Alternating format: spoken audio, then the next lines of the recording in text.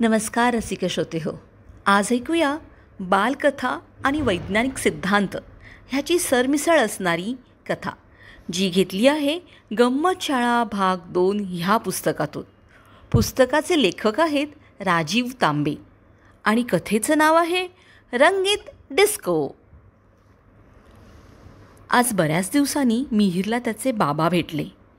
मिहीरला गप्पा मारायचा मूड होता. मागच्या वेळी बाबांनी त्याला एक निळ्या रंगाचा मस्त टी शर्ट आणला होता. मिहीरने तोच तर घातला होता. भुवया उंचावत बाबांनी विचारलं, काय तुझ्या मित्रांना आवडला का हा टी शर्ट? तर डोळे बारीक करून आणि गाल फुगवून मिहीर म्हणाला, हो बाबा, पण शंतनू सोडून बाकी सगळ्यांना आवडला. बाबांना काही कळेच ना, यात न आवडण्यासारखं काय आहे. त्यांनी काही विचारण्याआधीच मिहीर म्हणाला, बाबा, हा टी शर्ट निळा आहे की नाही?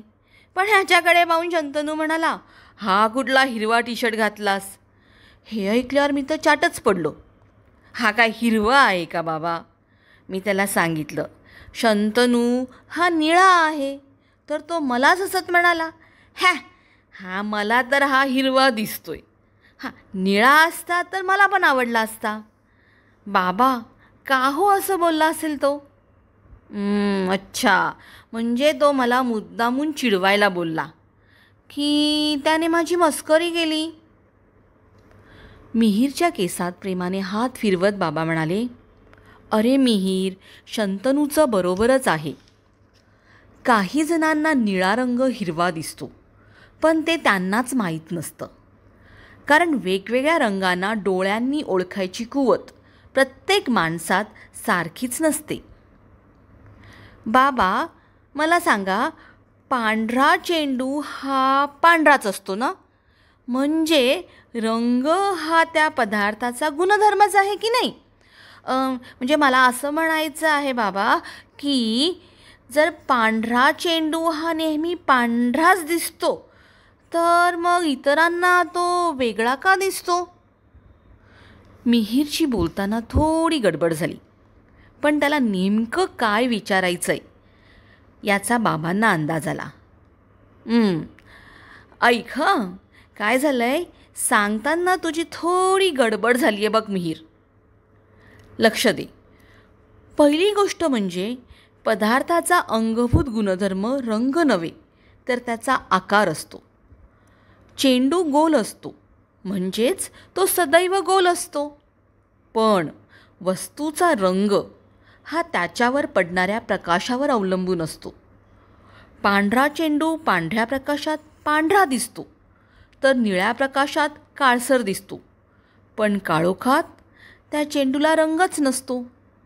कळतंय ना तुला? असं बाबांनी विचारताच मिहीरने आपसूक मान हलवली.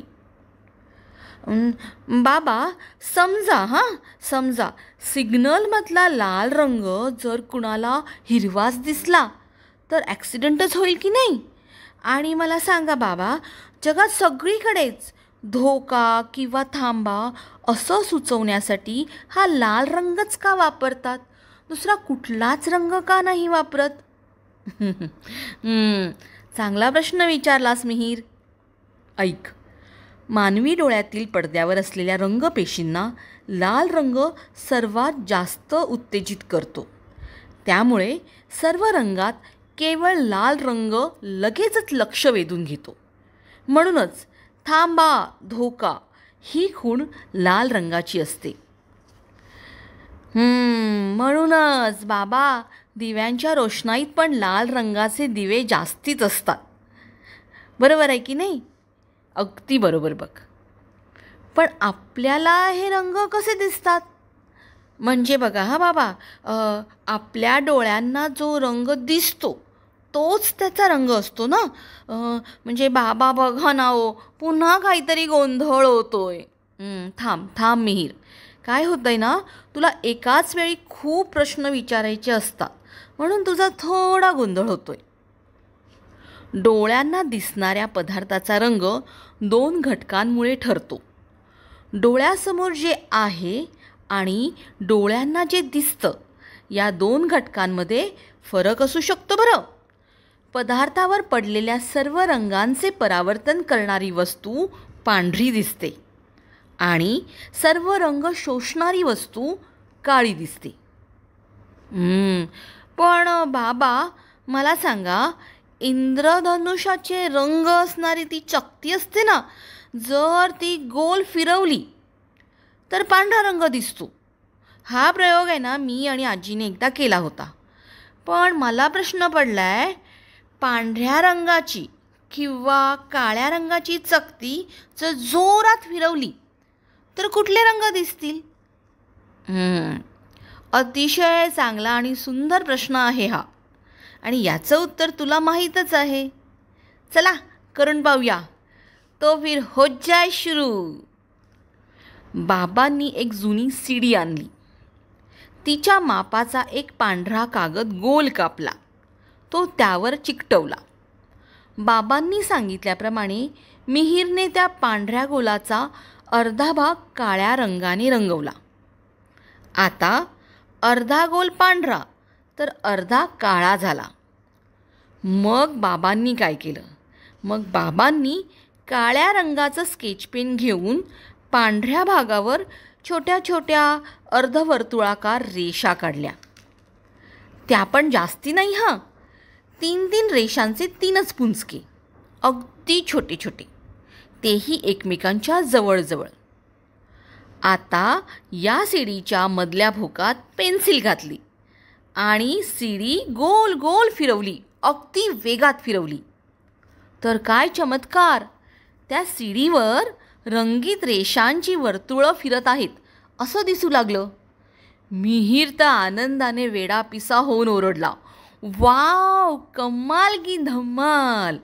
त्याने घरभर धावत जाऊन सगळ्यांना ही गंमत दाखवली.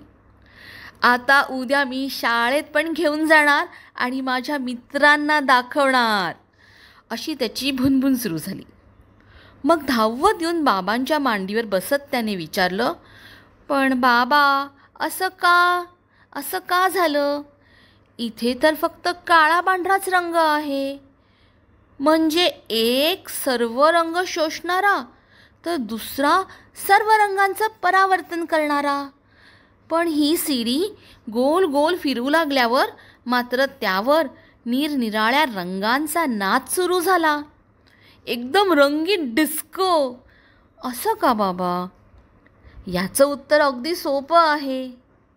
काळ्या व पांढऱ्या रंगांच्या संवेदना झपाट्याने एकामागे एक अशा डोळ्याच्या पडद्यावर पडत राहिल्या तर मेंदूचं असमान उत्तेजन होऊन रंगांची वर्तुळं दिसतात. काय समजलं काय? बाबा, आता मला तुम्हीसुद्धा रंगीत दिसताय. या मिहीरच्या बोलण्यावर घरातले सगळेच हसले. पण तेव्हा बाबा म्हणाले, मिहीर, आता ती सीडी विरुद्ध दिशेने फिरवून बघ आणि पहा बरं काही फरक पडतो का? काय बालदोस्तांनो, तुम्हाला काय वाटतं? दिशा बदलल्याने फरक पडेल? रंगीत वर्तुळं दिसतील? ती वर्तुळं फिरतील की काहीच होणार नाही? धन्यवाद.